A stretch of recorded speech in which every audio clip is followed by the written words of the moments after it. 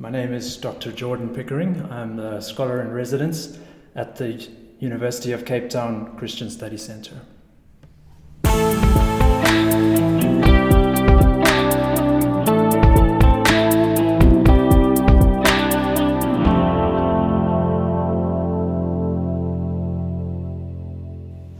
Jordan, thanks for being with us today on Exegetically Speaking. It's a pleasure. Thank you for having me. Yeah, it's just really exciting to be here in South Africa and to meet so many wonderful people and to have a chance to connect. I love doing the podcast because I almost always learn something. Great. Well, I'm excited to be here, and I hope you can say that after I'm finished. Well, I hope I can too. I'm sure I can. So tell us a little bit, how did you get started reading Hebrew? Well, I actually dropped out of Hebrew when I was an undergraduate student, thinking I would be a New Testament scholar and that I wouldn't need it. When Yes. I came back into postgraduate work, I was part of a course being held by Dr. George Athas, who's a colleague from Australia and an author, and someone I'm proud to call a friend. And his treatment of the former prophets just really excited me. Reading the introduction to the Pentateuch by Robert Alter as well, his introduction to his translation of the Pentateuch, that is, just showing all those areas where the English translations that I had thought were going to be more reliable than anything I could do in the original language. It was just so exciting to see the number of things that there are to discover by looking at the original language. And so that got me excited about the literary side of the Old Testament. And so I tend to focus on Old Testament narrative. Well, terrific. Today we're going to look at Genesis chapter 12, which is a pivotal chapter in the book of Genesis, any way you look at it, right? Absolutely, yeah. So what's happening in Genesis chapter 12? Right, so the thing that I tend to be interested in is tracing larger patterns through the text. And one of the things that is interesting about Genesis 12 is that scholars tend to get distracted by the big highlights in this text. So obviously the blessings at the start to Abraham are rightly the focus of much attention. There's the very interesting wife-sister story, so-called, at the end of the chapter that attracts a lot of attention. And it's been typical to split the chapter in half as a result. And I think I'm convinced that that's a mistake. And if you look at the larger patterns, if you're trying to see what the structural arrangement of the chapter is, it does suggest to me in any case that the chapter should be seen as a whole. And there's actually a focus of the chapter that the interpretation of the chapter actually hinges on a piece of information that is missing. Oh, really? Right, and it's so very easy what's to missing? miss. What's missing at that point? What's missing? Well, there's a bit of a pathway that one has to get there, I think. So I want to try and take you down that. The first thing that I wanted to draw attention to is just in support of the idea that this is a united chapter. There's a couple of speeches: a speech that begins the chapter, God's speech that attracts attention, and a speech that ends it, that of Pharaoh. And both of those speeches are telling Abraham to go, and effectively to go back to the promised land, or go to the promised land in God's case, and to return there in the case of Pharaoh. So that's already a suggestion that this might be some kind of inclusion device which would bracket the chapter, that this command to go is the beginning and the end, and I think that's correct. But there's more mirroring and more unity in this text as well. There's symmetries in the text, that's the word I'm looking for, symmetries that are developed in the other speeches as well. So if you follow this hunch that the speeches are important, this first and this last speech, you'll notice that there are 4 speeches in this chapter, and there's symmetry in those as well. So that the second speech is again from God to Abraham, confirming that he has his future in his hands. He says, "This is the land that I'll give to your offspring." So as Abraham is entering the land, he gets given these assurances about his future. The third speech, is as Abraham is now fleeing the land, because there's a famine in the land, he's fleeing it, and he's concocting this plan with Sarah in order to protect his future. It's as he's leaving and is on the edge of entering Egypt that this third speech is given. So this chapter is arranged around coordinated movement of Abraham, first commanded to go to the land, then entering it, then deciding to leave the land, and eventually being commanded to return again. So the 4 speeches all arrive around this coordinated movement. At the end of the day, what do you make of how Genesis 12 fits into the rest of the book? Is that an important feature of kind of your theory? It is very, very important, and maybe that's a good point to just show my hand and tell you the piece that is missing, because when you look at these four speeches, there's something quite particular that is happening to this chapter, which is each speech is given without any dialogue. It's just a speech, and the rest of the section then becomes a response that the characters give to that speech that the narrator will then tell us about, but there's never any speech and response. And this explains a lot of the problems that certain scholars have, which is to say, why does Abraham not respond to God in any particular way? Why does he not respond to Pharaoh when Pharaoh criticizes him? And perhaps the most significant one is a feminist scholar. I was wondering about that, right? I've lost her name, Christiana de Groot. She complains that Sarah, by being so voiceless in this text, by not being able to stand up for herself after Abraham's plan, that's an indication that she's just being treated like a piece of his property. But if you see what's happening throughout all four of these speeches, then it's in fact there's only a speech given, and you never get to hear anybody's response.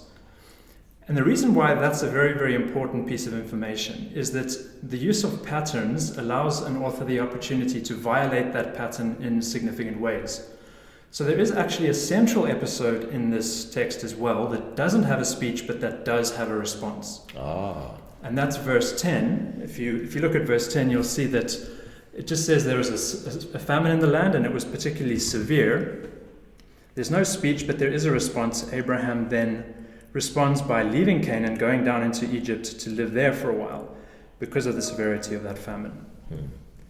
So in the middle of this speech and response pattern that happens consistently through the chapter, you're given this piece of information where you see a response from Abraham that doesn't have a speech in it. And this starts to set up something that is very, very crucial for the theme of Genesis, because what you have to do is put yourself in Abraham's shoes for a moment. He's done a few things. God has told him to go to the land, and there he'll bless him. He's commanded him effectively, that was the one piece of Hebrew we could look at, but I'll gloss over that for now. He's commanded him to be a blessing, and through Abraham he's promised that all nations will be blessed. Abraham then meets a nation in the land, the nation of Canaan, and when God tells him this is the place, then he responds by building an altar in the middle of one of the Canaanite holy places. He builds an altar there. So Abraham has done everything that God said. He's been more than faithful in his response to the land. And so if you're in his shoes, you're expecting, well, what response ought God to give in that circumstance? And given the promises he's made, you would expect some kind of blessing to be that response. And what does he get instead of that? He gets a very severe famine. He gets a famine. Oh, yeah. This is what you get for all your hard work, right? Exactly right. And the crucial thing is, what this structure does is it's at this point that God goes silent. So where there should be a speech, what the structure has been telling us, or does eventually set up for us, is that there should be a point here where God explains or tells Abraham what to do next. There should be a speech here. What the structure does is it crafts a gap where God's voice ought to be, and where there's now only silence. And so it's this sudden absence of God's voice, of the assurances that God had given to Abraham, that now explains why he's gone from someone who, in the face of the Canaanites, is completely faithful, and who goes maybe even above and beyond what God had asked him to do, to being on the brink of Egypt and saying, I've got to secure my own well-being. That's one of the clever things that the Hebrew does. It says, he gives this plan to Sarah, and he says, so that it will go well with me because of you. After his plan has happened and Sarah's been taken, the narrator very slyly says, and so it went well with Abraham because of Sarah. So he confirms that Abraham's plan has actually worked, according to the narrator. So you've got this horrible plan that Abraham has put in place, and this is a plan that ultimately brings curse to the nations when it should have brought blessing.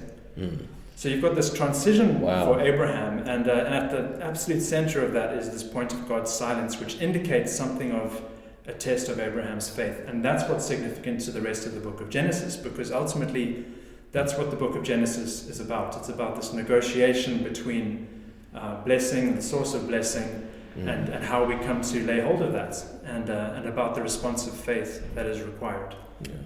And what this passage starts to say, and I'll end with this, is that blessing is part of how God wants to relate to individual people in our lifespans, but blessing more properly it belongs to these long timelines of God's plans for humanity. This promise to bless the nations through Abraham is a blessing.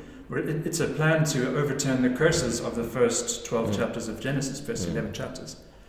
So it's these long timelines of God's plan for humanity in which blessing operates and in which he's actually calling us to participate. So these blessings of Abraham, they're this long walk with God, an invitation to participate in that long walk, but this does mean periods of this conspicuous absence of God's presence and God's voice in the middle of that. Well, that's a fascinating reading of these texts.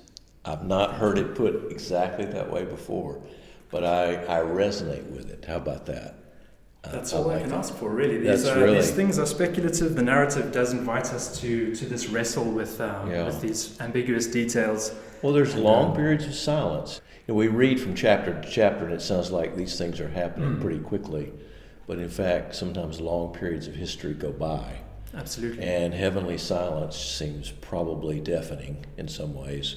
And say, well, I can't rely on God to take care of my future, so I've got to sort this out myself. That's exactly right. And the most significant one comes in chapter 15, which is why I think this is so important thematically, is that when Abraham, after finally acting faithfully and bravely and representing blessing amongst the nations, he asks God for assurances. How do I know these things will come to pass? God gives him immediate assurances about his children, but about the land, he says there's going to be 400 years of slavery for your family before these things come to pass.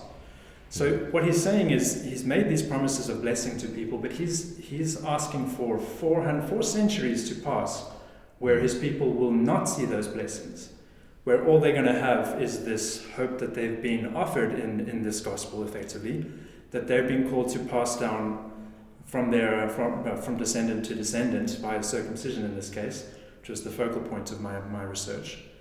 But it's for those 4 centuries where there'll be complete absence of fulfillment of these promises. Wow. And that's what the book's ultimately about. I look forward to reading more of your work on this later on, Jordan. Thanks for being with us today on Exegetically Speaking. Thank you so much, David. It's been a privilege.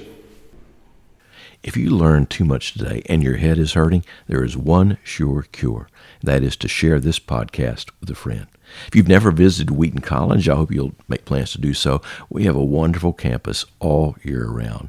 And if biblical languages are your fancy, check out the MA and the BA program at Wheaton College. You can go to wheaton.edu, look for modern and classical languages. Get started today. This is the day you want to do it, right?